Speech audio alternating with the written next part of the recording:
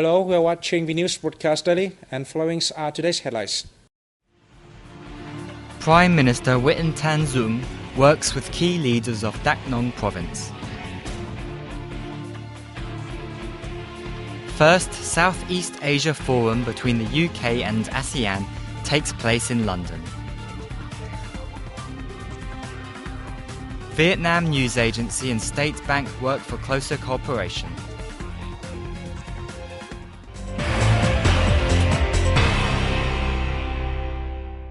Prime Minister Win Tan Zoong worked with key leaders of Dak Nong province in Hanoi on March 6. He urged the Central Highlands locality to promote its advantages in agroforestry processing, hydropower development and mining.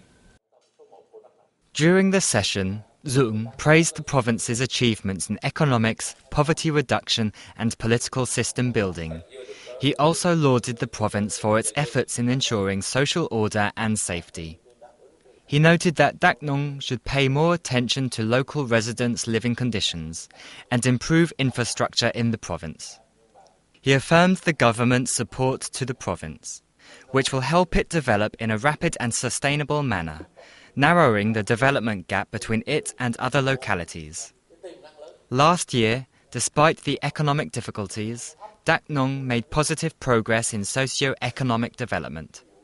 In 2013, it will focus on completing its infrastructure system, therefore fueling socio-economic development and ensuring social security, especially in remote areas home to the ethnic community. The Southeast Asia Forum between the United Kingdom and ASEAN took place for the first time in London on March 5th. This is an effort to further promote cooperation between the European country and the 10-member grouping. We have more.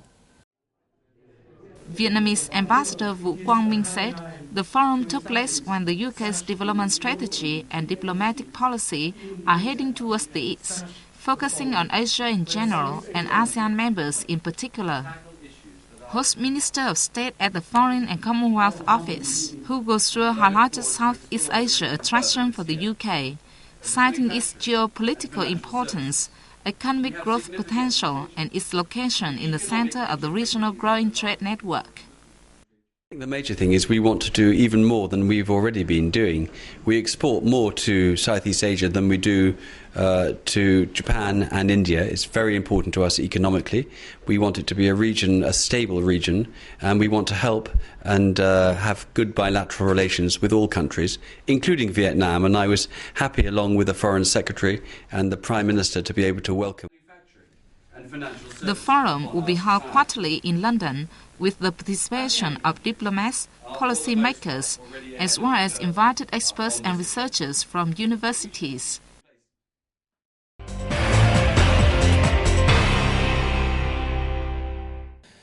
The Vietnam News Agency and the Central Bank have reached an agreement that looks the bank's continued provision of information relating to monetary policy, finance, inflation control and macroeconomic management for the agency. At a conference in Hanoi on March 5th, the two sides planned to go together to publicize the bank's policies to prevent inaccurate information from sparking negative effects on the national economy and society. As a national agency, Vietnam News Agency can boost the effectiveness of legal regulations in the field by making readers aware of new policies, the agency's General Director Nguyễn Đức Lợi said.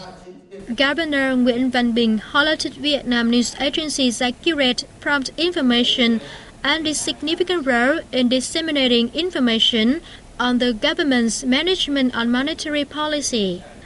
The two sides will look at possibilities to coordinate in joint training courses on finance and banking for reporters. Dong Nai Province, one of Vietnam's manufacturing hubs, has vowed to create necessary supportive policies for foreign invested enterprises to facilitate their operation. Local officials met representatives of over 300 FDI firms operating in this southern locality on March 5th. The provincial authorities said periodical dialogues will be held for investors and authorities to iron out problems and hindrances. They also said they will seek adjustments to the current policies on investment, taxes, and land use from the central level to help businesses sustain their smooth operation and stable development. Some representatives called on the province to continue streamlining administrative procedures and offering more incentives, especially those on taxation, so that investors can increase their capital to expand production. In 2013, Donai targets $1 billion in FDI and over $12 billion in exports. Last year, the province attracted nearly $2 billion in foreign investment and over 13 trillion Vietnamese dong in domestic investment, generating 90,000 jobs. A delegation representing Vietnamese Agent Orange victims is paying a working visit to Australia. The visit aims to foster links in seeking justice for Agent Orange victims in Vietnam, Australia, New Zealand and the United States, among others. Our correspondents report from Australia. The delegation from the Vietnam Association of Victims of Agent Orange is led by its leader, Nguyễn Văn Ring. During its first visit from March 3rd to 10th, it will liaison with charity groups and human rights activities in several states towards ushering in a new period of international justice campaigns for Agent Orange diocesan victims. Our association's information is expected to help the Australian government and people learn more about the devastating effect of Agent Orange diocesan on environment and the health of Vietnamese people, as well as war veterans from the U.S. allies who once fought in Vietnam.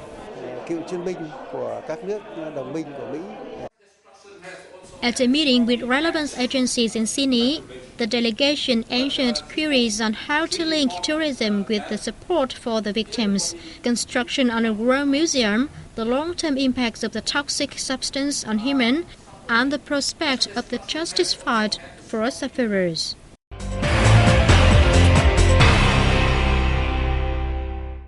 Hoi An City in the central province of Quảng Nam has long been a famous tourism destination in Vietnam. It was recently voted as the top city in the world by readers of the United Kingdom's Wanderlust magazine.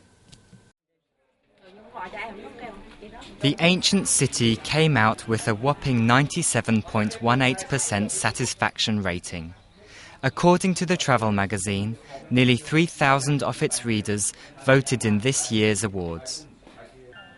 Hoi An's diverse and relatively intact heritage, old streets, harbours, civil architecture and the unique daily life of its local residents win the hearts of foreign visitors. I'm very impressed with the old town. It's very nice, very quiet. The people are very friendly and it's very nice. You can go to the beach also. So I really like being here. It's peaceful. You've got this Vietnamese culture, Vietnamese feeling.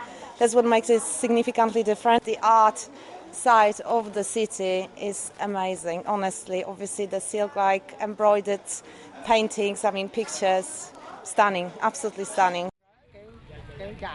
Besides the Old Quarter, which was recognized as a World Cultural Heritage Site by UNESCO in 2009, Hoi An City is home to the Cu Lao Cham, or Cham Island, Biosphere Reserve, where the diverse ecosystem, ancient cultural vestiges and the simple lifestyle of the people appears to be untouched.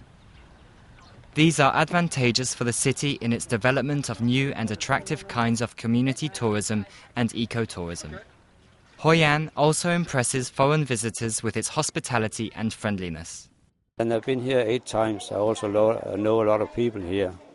I have a lot of friends here in Hoi An. I've been in India 4 times. I've been in Thailand, Laos, Cambodia, but Vietnam is number 1. In 2012, nearly 1.4 million tourists visited Hoi An, including 662,000 foreign visitors. During the first 2 months of this year, 134,000 people visited the city, including 116,000 from overseas. The city is now devising long-term policies and plans. diversifying tourism products, improving tourism quality, and preventing negative impacts on society and the environment. We are now focusing on preserving the site without disturbing the original architecture, as well as the management and expansion of some craft villages. We will pay more attention to sea and island tourism, especially the Khu Lao Cham Island. The satisfaction and good impression the city leaves in foreign visitors is the criteria to evaluate the effectiveness and sustainability of the city's tourism development. It demonstrates that Hoi An is on the right track to become an ecological, cultural, tourist city by 2020. And that is the end of our news today. Thanks for watching and goodbye for now.